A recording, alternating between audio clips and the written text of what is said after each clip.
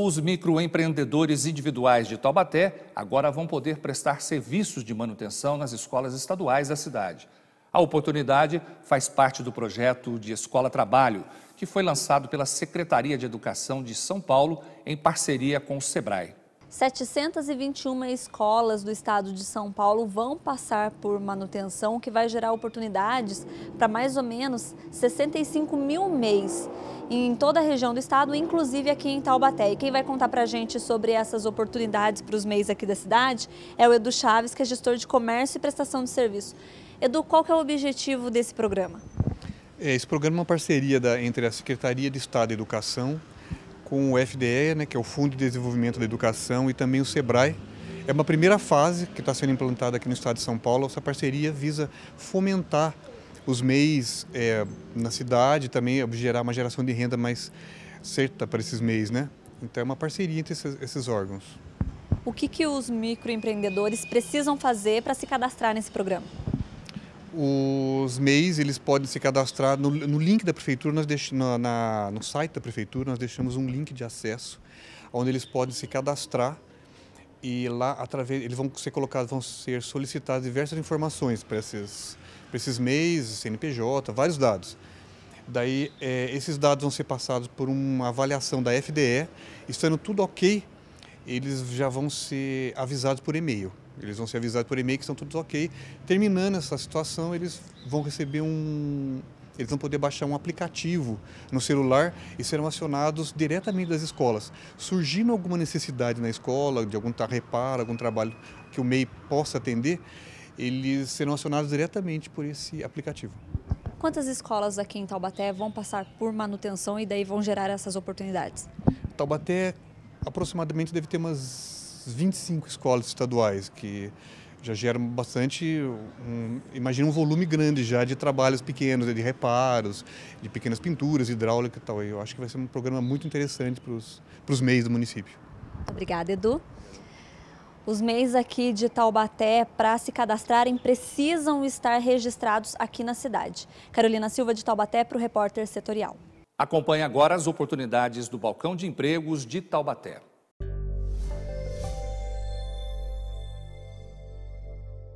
Eletricista industrial, farmacêutico, instrutor de informática, mecânico de autos, mecânico de diesel, operador de telemarketing, temperador de vidros, pizzaiolo e vendedores. O Balcão de Empregos de Taubaté está localizado na Rua Benedito da Silveira Moraes, sem número, no Jardim Ana Emília, na Rodoviária Nova. O horário de atendimento é de segunda a sexta-feira, das 8 horas da manhã até às 5 da tarde. O telefone para contato é 3621-6043. A Secretaria de Educação Municipal elabora um estudo da Base Nacional Comum Curricular. O objetivo é desenvolver propostas curriculares e definir planos de trabalho aos educadores. A Base Comum Curricular é um documento que norteia os educadores de como elaborar os currículos do ensino infantil e fundamental. Mas para explicar melhor para a gente, nós convidamos a Rose, que é coordenadora do estudo. Como está sendo realizado, Rose? O estudo da base ele começou em 2014, com a participação de várias pessoas, milhões de pessoas. E em 2016, mais ou menos 9 mil professores, gestores, especialistas revisaram o documento que tinha sido construído. E em dezembro de 2017, o MEC publicou, dia 22 de dezembro de 2017. Ele é um pilar, ele é a base, como diz mesmo, da estruturação do currículo, da educação infantil e do ensino fundamental. E o ensino médio? O ensino médio, por enquanto, nós não temos nada. Não saiu, ela estava para ser homologada, mas ela foi retirada, precisa das audiências públicas, inclusive a equipe nossa aqui, que nós formamos para estar construindo esse currículo, nós fomos uma audiência pública em São Paulo, mas essa audiência foi cancelada. E quais as mudanças, as principais mudanças da Base Nacional Comum Curricular imposta pelo governo federal? Eu vou pedir para o meu câmera abrir um pouco a imagem. Ó. Essa é a base, como mais de 450 páginas. Tem como falar pelo menos uma? Então, eu vou falar, por exemplo, na educação infantil, a mudança, né? Antes nós tínhamos 7 eixos que eram trabalhados. Agora ela veio acrescentando esses eixos, o direito de aprendizagem e o desenvolvimento, né? E serão divididos esses eixos, o conviver, o participar, o explorar, o expressar e o conhecer-se, ele vai ser trabalhado em 5 campos, tá? De experiência. Que ou eu, ou outro e os nós, tá? O corpo, gestos e movimentos, traços, sons, cores e formas, a fala, a escuta, o pensamento e a imaginação, espaços, tempos e quantidades, relações e transformações. Na educação infantil foi isso que teve. E quando esse novo currículo deve ser aplicado nas escolas aqui em Taubaté? Então, nós formamos a comissão que foi solicitado, né, que tem que se formar uma comissão. Antes de formar essa comissão, em 2017, nós começamos já com os estudos a respeito da base, ainda antes mesmo dela ter sido homologada. Esse ano nós formamos a comissão, trouxemos professores de várias áreas de língua portuguesa, matemática, educação infantil, arte, educação física, especialistas, de todas as áreas, história, e eles fazem parte da equipe nossa que está estudando. Nós dividimos esses estudos em horários de HTPC, onde os professores de cada área foram convidados para vir aqui estudar na construção desse currículo. Agora, nós estamos numa outra etapa. Nós vamos apresentar isso para os professores coordenadores, depois nós vamos fazer as plenárias para apresentar para os professores de área, para depois que for apresentado a eles, voltar novamente para a Secretaria de Educação, para que possa, as sugestões, né, que vão ser colocadas nessas plenárias, nós possamos analisar e findar. Nós pretendemos estar com esse novo currículo já pronto para 2019. Rose, muito obrigada pelas informações. De Taubaté, Thaís Orlovic para o Repórter Setorial. Vamos agora para a segunda parte da entrevista do dia.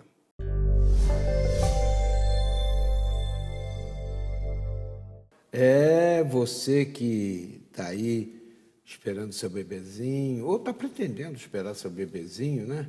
Presta atenção que a gente está falando sobre coisas muito importantes e muito sérias na gravidez.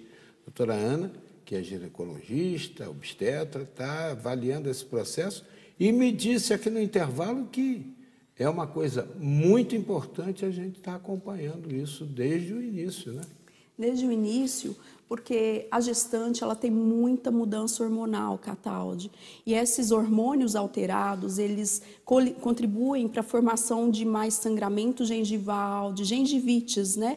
E a paciente, às vezes, ela não dá a importância devida e deixa de comentar isso com o obstetra, às vezes o obstetra, por desconhecimento ou até não ser preparado para essa área. Não é comum, né, a pessoa chegar no consultório para fazer lá os seus preventivos. Abre a boca aí, filhinha. Abre a boca. Não é comum. Só que o obstetra ele tem que estar atento. Ele tem que lembrar de falar isso. Né? No começo da gestação, os hormônios eles provocam mais náuseas, mais hipossalivação, ressecamento da boca. E isso contribui também para piorar o tártaro, né, como o Dr. Fábio pode falar para a gente. E o tártaro ele provoca gengivites, ele pode levar bactérias para o sangue, alterar a formação do bebê, aumentar o risco de parto prematuro. É terrível, né? Sim. Agora, doutor, está muito na moda agora essa história de dentadura de Hollywood, né? As mulheres são mais afeitas a isso. O homem também gosta, né? Está chegando a um nível de vaidade quase ali, né? Mas a mulher é mais. Sim. Ela quer o dente branco, essa tal da laqueadura, que deixa o dentinho bonito. Primeiro separa, depois faz a cobertura, né? Isso aí na gravidez é recomendável, doutor Fábio? Não, isso são todos tratamentos que a gente pode postergar. São os tratamentos estéticos, né? Seja o clareamento, né, por exemplo, que é um tratamento que a gente vai usar um agente químico para poder fazer o branqueamento, o clareamento do dente.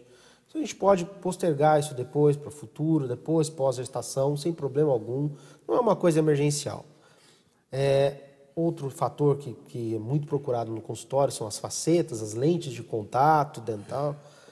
também um fator que a gente pode deixar para depois. Por quê? Você vai ter o desgaste do dente, você vai fazer com que aquela gestante passe por um estresse na cadeira odontológica. Fazer uma tal de uma separação do dente primeiro. Você né? promove um desgaste Isso deve dar elemento. espaço, né? Para a entrada de alguma coisa na gengiva. Não, na verdade, esse não seria o grande problema, porque você tem recursos para manter esse espaço, vamos dizer assim, selado até que aquela peça esteja pronta, né? Que nós comumente chamaríamos de provisório, né? Popularmente falando. Mas isso, o que acontece? A gente vai colocar a gestante ali na cadeira do dentista, vai fazer um preparo, utilizar o famoso motorzinho, né? Que a gente chama de alta rotação, vai fazer com que o terror de todo mundo, aquela aguinha saindo, aquele... vai ter que fazer com que a paciente sofra moldagem, vai passar por uma moldagem. Hoje a gente até tem recursos para não moldar o paciente, que são os scanners, né, intraorais. Isso facilita, mas não são todos os dentistas que têm essa possibilidade e têm esse recurso em consultório. Hoje 90% não tem isso. É um custo extremamente caro para o dentista. Então, por que a gente não pode deixar isso para depois? Implante também. Seria melhor deixar para depois. O implante a gente já tem um problema. O implante ele é um ato cirúrgico, né? Uma prótese que precisa de um ato cirúrgico para a sua confecção. Por que eu vou submeter aquela paciente, se não é uma emergência, se ela não está com dor, à anestesia, ao estresse da cadeira, a uma descarga de adrenalina maior, porque ela pode estar nervosa naquele momento? Não vejo necessidade disso. Por mais que dê anestesia, sempre gera estresse, né? Sim, sempre gera estresse. E tem que fazer uma cirurgia para botar uma base ali na Sim, o que é o implante pra propriamente dito, chegar né? O titânio. O dente. Sim, a coroa sobre o implante depois. Se for esse tipo de prótese, ou existem outras possibilidades sobre o implante também, né? Mas tratar a gengiva é fundamental. Sim, fundamental. Por quê? Na gestação, a gente pode, com certeza tem, em muitos casos, um agravamento daquela gengivite. Né? Devido a diferenças hormonais, uma série de fatores que ocorrem no corpo da mulher naquele período ali. Então é necessário e totalmente viável de se fazer em consultório. Não é traumático, normalmente não tem necessidade de anestesia, nada disso. É um tratamento super conservador, super tranquilo para a paciente. Então, para ela, e o que a gente ganha com isso daí? A saúde gengival da paciente. E o bebê também. E o bebê também. Por tabela, né, doutora? E lembrar sempre que aquela paciente que vai ao pronto-socorro e que ela está com dor de dente, o médico ele não tem muito tratamento terapêutico naquele momento. O que ele pode fazer é uma analgesia para aliviar a dor, mas a gente sempre recomenda, por favor, vá ao dentista, porque é ele que vai solucionar a causa da dor. A gente ali no pronto-socorro só pode passar um remédio para aliviar naquele momento. Mas a causa está ali. E é aí o momento dela procurar o dentista para fazer uma avaliação e um tratamento adequado que é permitido na gestação. Você chamou seu marido, seu companheiro, para estar assistindo essa entrevista? Se chamou, bom, se não chamou, chame agora, que eu vou fazer uma perguntinha aqui que é própria para ele. Doutora Ana, qual o papel do papai nesse acompanhamento aí, inclusive com relação à saúde bucal? O pai, ele é fundamental para dar apoio, para dar segurança, para estar ali do lado, para pegar na mão da paciente na hora que tiver que fazer um procedimento odontológico. Dá a mãozinha, meu amor. Dá a mãozinha, mas o mais importante, ele vai estar ali para se certificar de que a paciente vai sim fazer o tratamento orientado pelo médico, porque às vezes ela fica insegura, nossa, será que eu devo, será que eu vou? E o pai, ele vai orientá-la também a prosseguir o tratamento. É importante esse emocional da paciente, que a gente às vezes relega, mas ela se sente mais confiante e mais adepta ao tratamento em si. Doutor Fábio, eu tenho ainda 1 minuto e acho que é muito proveitosa essa entrevista, esse momento, porque o pessoal de casa gosta de exemplos práticos, né? Sim. Qual é a principal patologia odontológica que o senhor verifica nesses momentos, né, prévios do nascimento do bebê? O maior de todos é a gengivite. A inflamação gengival provocada ou pela presença do tártaro ali naquele local, em alguns casos por uma má higienização. Esse é o principal. 90% dos casos são esses. Existem casos de emergências odontológicas que aparecem no consultório durante a gestação. O que é isso? Mas isso aí a paciente já tem antes da gestação, ela já teve um problema e ela não tratou, e entrou na gestação e tudo mais. Quer ver uma coisa que eu acho importante? A gente que às vezes faz alguma coisa que insira na dentição, né, através de alguma coisa que rebate por dentro e o dentinho aparece aqui fora, mas não nasceu com a gente, aquele dente. É um trabalho, né? Sim. Isso tem que ser revisto, pelo menos de 6 em 6 meses, para ver se deu tártaro nos vizinhos, se está a gengiva saudável.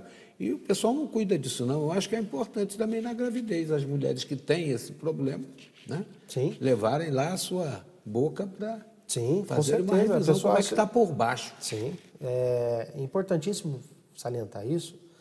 É o seguinte, tem pacientes que usam prótese total, né, que é vulgarmente chamado dentadura, ou as próteses removíveis, né? Ou as fixas. As fixas são piores. Mas, por incrível que pareça, o paciente que ainda tem fixa, ele ainda tem um cuidado um pouco maior. Porque ele sabe que se ele perder aquilo ali, danou-se. Ele vai passar para aquilo que é móvel, né? Em alguns casos. Hoje, com recurso de implante, nem tanto. Mas se bem que o implante é caro, né? É caro, ainda não é para todo mundo. 3 mil cada um, mais ou menos, né? Já imaginou fazer todos? Ainda não é para todo mundo, não.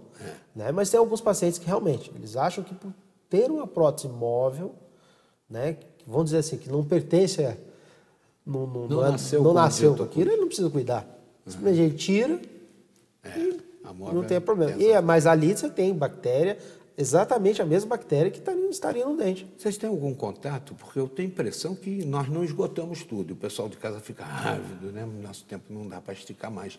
Tem algum contato que eles possam mandar perguntas para vocês? Sim. Tem nosso Facebook, que é a Clínica Fada. Só procurar no Facebook, Clínica Fada, São José dos Campos. Tá? Ou pode me procurar também no meu Instagram, Dr. Fábio Rodrigo _ Clínica Fada. Ah, ótimo. A gente prontamente responde as questões. Doutora também? O mesmo. O mesmo, que bom. Olha, eu fico muito grato pela presença de vocês. Tenho a impressão que a gente ajudou muita gente. Não brinque com a saúde bucal. Grávida ou não, boca é um ponto importantíssimo do corpo humano e, através da gengiva, muita coisa ruim pode chegar ao interior do seu organismo. Tome cuidado, preste atenção.